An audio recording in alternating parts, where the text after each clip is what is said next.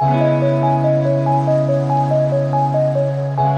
pendapat anda semua, apakah faktor yang menyebabkan kenaikan harga barang mentah? Okey. Pada pendapat saya, faktor yang menyebabkan berlakunya kenaikan harga barang disebabkan oleh pembekal yang menjual barang bahan mentah mereka pada harga yang tinggi kepada peniaga.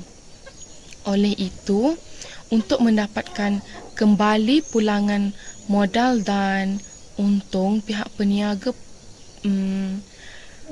pihak peniaga um, perlu untuk menjual barang tersebut pada harga yang tinggi juga untuk mendapatkan keuntungan.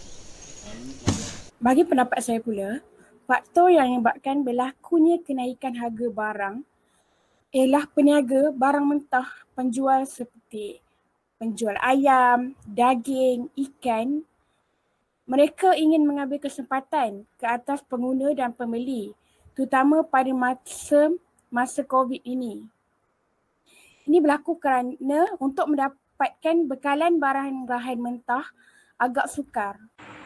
Pada pendapat saya pula, faktor yang menyebabkan berlakunya kenaikan harga disebabkan permintaan yang tinggi terhadap barang mentah.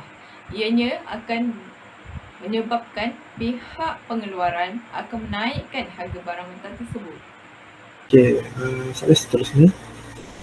Apakah pendapat anda apabila harga barang mentah meningkat pada musim coronavirus ini? Pada pendapat saya tidak akan bersetuju harga barang mentah ini meningkat pada musim-musim COVID ini melanda. Hal ini kerana apabila harga barang mentah ini meningkat, sudah pasti isi rumah dan golongan yang berpendapatan rendah akan tertekan dan bimbang. Ini kerana mereka perlu berjimat cermat untuk membeli barang supaya dapat menyara kehidupan dan mempunyai sumber makanan sepanjang tempoh wabak ini melanda. Saya bersetuju dengan apa yang disampaikan oleh individu golongan isi rumah yang berpendapatan rendah. Mereka perlu memikirkan 2 atau 3 kali sebelum mereka membeli bahan mentah seperti ayam, ikan dan daging. Dan sudah pastilah mereka akan memikirkan inisiatif yang lain untuk menggantikan bahan mentah tersebut seperti membelikan sardin di dalam tin yang mana ianya lebih murah berbanding ikan sardin yang segar yang jauh lebih mahal. Pada pendapat saya pula, tiada masalah sekiranya harga bahan mentah meningkat kerana dapat memperbaiki ekonomi negara. Lagipun kerajaan telah memberikan bantuan sara hidup kepada isi rumah dan golongan bujang untuk membeli barangan keperluan. Jadi kita perlu bijak untuk mengaturnya dan bukan menggunakan duit tersebut sewenang-wenangnya. Ada juga betul yang dikatakan oleh individu D kerana sudah pasti apabila harga barang bahan mentah ini akan meningkat, sektor ekonomi negara juga tidak akan mengalami kerugian yang besar.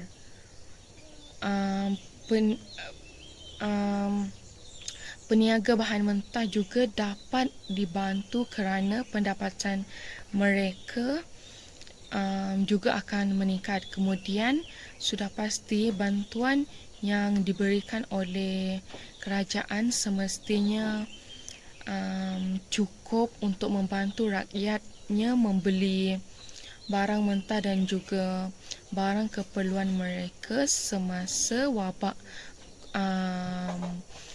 wabak ini melanda. Okey, terima kasih. Daripada semua pendapat yang diberikan, saya merasakan ada kebaikan dan juga keburukan sekiranya harga barang mentah ini meningkat.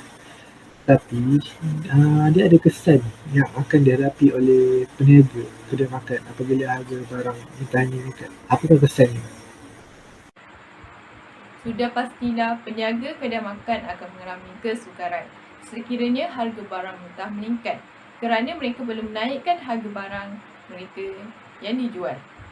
Hal ini secara tidak langsung akan menyebabkan pelanggan mereka akan kekurangan kerana tidak mahu membeli pada harga yang tinggi. Okey, bagi pendapat saya pula, golongan peniaga kedai makan ini tidak akan terjejas sekiranya harga barang mentah meningkat sekalipun. Hal ini kerana peniaga kedai makan masih boleh menjual makanan mereka pada harga yang sama, sebaliknya mereka boleh mengambil tindakan dengan mengurangkan sedikit bahan-bahan mentah yang diperlukan dalam sesuatu makanan. Pada pendapat saya bersetuju dengan Fiza. Golongan peniaga kedai makan boleh sahaja menggunakan satu sahaja barang mentah dalam semua jenis masakan mereka. Sebagai contoh, menjual lauk pauk yang terdiri daripada pelbagai jenis seperti ayam masak merah, ayam kari, ayam goreng berempah dan sebagainya. Hal ini juga boleh menjimatkan kos dan tertarik dengan masakan walaupun hanya terdiri daripada ayam sahaja. Bagi pendapat saya pula, golongan peniaga kedai makan akan ada yang mengalami masalah dan yang tidak akan mengalami masalah sekiranya harga barang mentah meningkat. Dia mengikut kepada keadaan atau situasi di mana seseorang itu menjalankan perniagaan. Hal ini dikatakan demikian kerana peniaga kedai makan yang akan mengalami masalah mungkin disebabkan kerana terdapat banyak kedai makan di kawasan tempat mereka berniaga. Sudah pasti pelanggan akan datang ke kedai yang menjual pada harga rendah dan murah. Manakala peniaga yang tidak akan mengalami masalah mungkin disebabkan kawasan tempat mereka berniaga hanya ada kedai makan mereka sahaja. Menyebabkan pelanggan tidak kisah walaupun harga makanan yang dijual meningkat sedikit berbanding harga yang sebelum-sebelumnya. Okey, semua pendapat yang diberikan benar dan juga wajar.